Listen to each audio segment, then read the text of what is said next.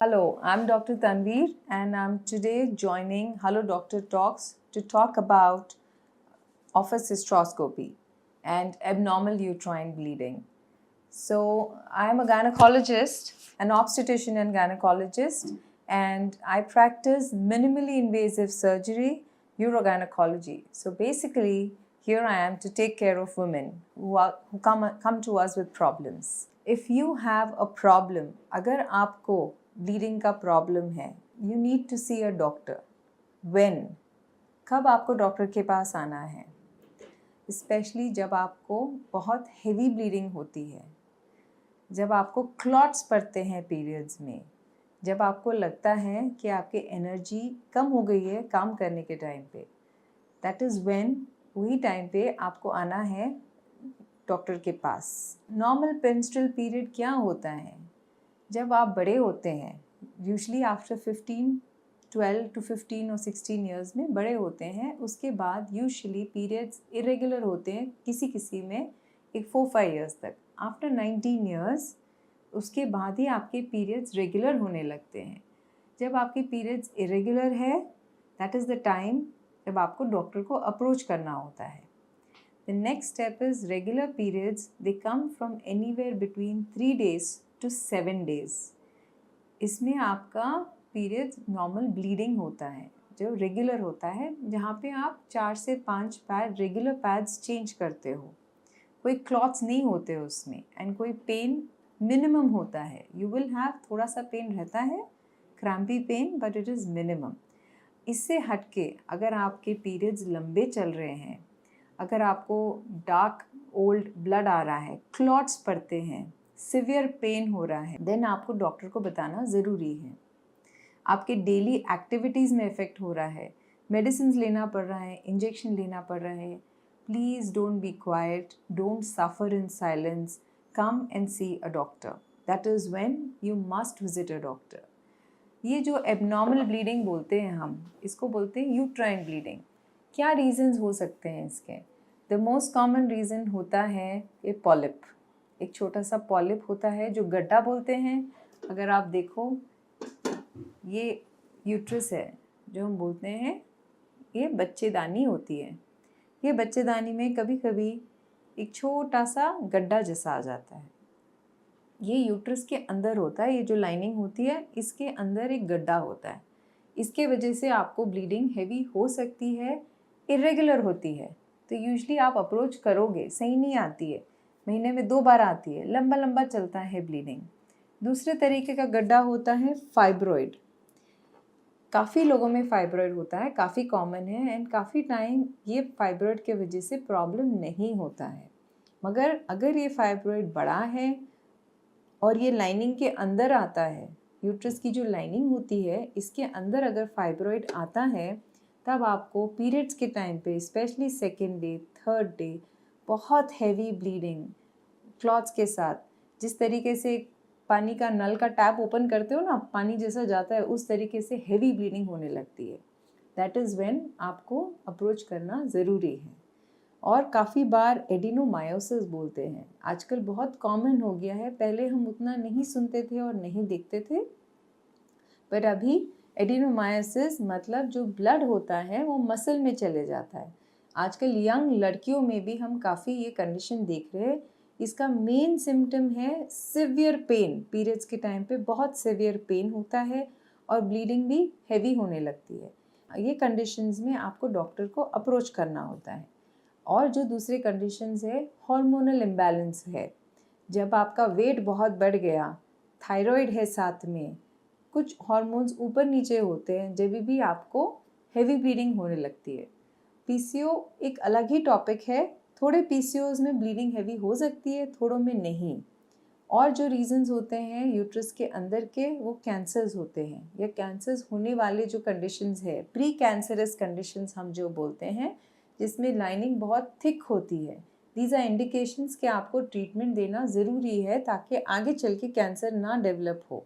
Even young women में आजकल हम कैंसर्स देखने लगे हैं because of lifestyle, because of obesity, ये रीजंस की वजह से। The other reasons of heavy bleeding can be cervix, जो नीचे का भाग होता है यूट्रस का। इसको बोलते हैं सर्विक्स। यहाँ पे अगर कैंसर का प्रॉब्लम हो, यहाँ पे पॉलिप आ सकता है, दैट इज़ व्हेन आपको ब्लीडिंग बहुत हैवी होती है और कभी कभी डिस्चार्ज बहुत ज़्यादा होता है। पर हर टाइम वो कैंसर नहीं होता है, बट काफ़ी टाइम्स हो सकता है। इसीलिए ये चीज़ों के लिए अगर आपके नॉर्मल पीरियड से हट के कुछ भी आपको एबनॉर्मल दिखता है, 2-3 साइकिल के बाद आप डॉक्टर को अप्रोच करना चाहिए और उन्हें बताना चाहिए। नाउ ये कंडीशंस है जहाँ पे आपको ज़रूरी है डॉक्टर को बताना। थोड़े कंडीशंस होते हैं जो मेडिसिन से हैंडल कर सकते हैं हम, और थोड़े कंडीशंस होते हैं जो आपको बायोप्सी बोलते हैं, मतलब अंदर से टुकड़ा निकाल के टेस्टिंग के लिए भेजना होता है, या फिर आपको ट्रीटमेंट जो बोलते हैं, साथ में जो गड्ढा निकालने की बात करते हैं, वो करना ज़रूरी होता है। जैसा पॉलिप है, थोड़ा बड़ा पॉलिप है, या आप 40 के बाद हो, 35 या 40 ईयर्स के बाद है, जो पॉलिप बड़ा होता है वो निकालना ज़रूरी है। फाइब्रॉइड है, अगर यूट्रस के अंदर हो तो फाइब्रॉइड निकालना ज़रूरी है। कोई कोई कंडीशंस में एडिनोमायोसिस का भी ट्रीटमेंट करना ज़रूरी है। कोई कोई कंडीशंस में एंडोमेट्रियन लाइनिंग जो होती है, अंदर की लाइनिंग, वो बहुत थिक हो जाती है। वो टाइम पे भी आपको एक बायोप्सी या उसका ट्रीटमेंट कराना ज़रूरी है। सर्जिकल इंटरवेंशन होता है, वो करने से पहले आपका एक अल्ट्रासाउंड भी होगा, एक चेकअप भी होगा। उसके बाद ही डॉक्टर से डिस्कस कीजिए आपके क्वेश्चंस, जो भी डाउट्स होते हैं, सारा डिस्कस करने के बाद ही आप ट्रीटमेंट प्लान एक बना सकते हैं। आजकल के ज़माने में we are living in a very good time, एक गुड एरा में रह रहे हैं जहाँ पे ट्रीटमेंट ऑप्शंस काफ़ी है। अगर आपको सर्जरी नहीं चाहिए, major surgery, minimally invasive options काफ़ी है। जैसे ऑफिस हिस्ट्रोस्कोपी। ऑफिस हिस्ट्रोस्कोपी क्या होता है? हिस्ट्रोस्कोपी का मतलब है दूरबीन का टेस्ट या दूरबीन से ट्रीटमेंट करना। जैसे एंडोस्कोपी होता है, छोटा सा कैमरा माउथ में डाल के अंदर पूरा ट्रैक चेक करते हैं। लैप्रोस्कोपी होता है, की होल सर्जरी जो हम बोलते हैं, पेट के अंदर छोटे से होल मार के पूरा पेट देखते हैं और सर्जरी करते हैं। उसी तरह से जो यूट्रस होता है, बच्चेदानी होता है, जो नेचुरल, जहाँ से बच्चे पैदा होते हैं, नेचुरल पैसेज, एक छोटा सा दूरबीन डालते हैं हम, दूरबीन डाल के हम अंदर यूट्रस सारा चेक करते हैं और इसी से हम यूट्रस के अंदर के प्रॉब्लम्स को ट्रीटमेंट दे सकते हैं। तो ये करने पर आपको यूट्रस के ऊपर स्कार या ऊपर से स्कार नहीं आएगा। हिस्ट्रोस्कोपी का, नाउ व्हेन आई से ऑफिस हिस्ट्रोस्कोपी, उसका क्या मतलब है? ऑफिस हिस्ट्रोस्कोपी का ये मतलब है कि ये सारे ट्रीटमेंट आपको विदाउट मेजर एनेस्थीसिया, मतलब आपको पूरा बेहोश नहीं करके, हॉस्पिटल में एडमिशन नहीं देके हो सकते हैं, and without pain, because out patient procedure या ऑफिस प्रोसीजर्स में आजकल पेन ऑप्शंस या पेन रिड्यूसिंग ऑप्शंस काफ़ी अच्छे आ गए हैं। तो ये प्रोसीजर्स से आपको पेन भी नहीं होगा और आपका हॉस्पिटल स्टे जो रहेगा 1 आवर के अंदर आपको डिस्चार्ज हम कर सकते हैं। और ये प्रोसीजर्स जो एनेस्थीसिया के अंदर हम करते हैं, उसमें आपको पूरा दिन रहना पड़ता है, और थिएटर के अंदर एंड बाहर भी जो लेकर आते हैं, यूजुअली ये प्रोसीजर्स आपको ओवरऑल टाइम, सर्जिकल टाइम बढ़ जाता है। वेराज ऑफिस हिस्ट्रोस्कोपी में सर्जिकल टाइम आपका काफ़ी कम हो जाता है, 10 to 15 मिनट्स में ये प्रोसीजर्स कर सकते हैं। आजकल जो इंस्ट्रूमेंट्स आए हैं, जो एडवांसमेंट आए हैं इन इंस्ट्रूमेंट्स, उसी के वजह से ये सब पॉसिबल है।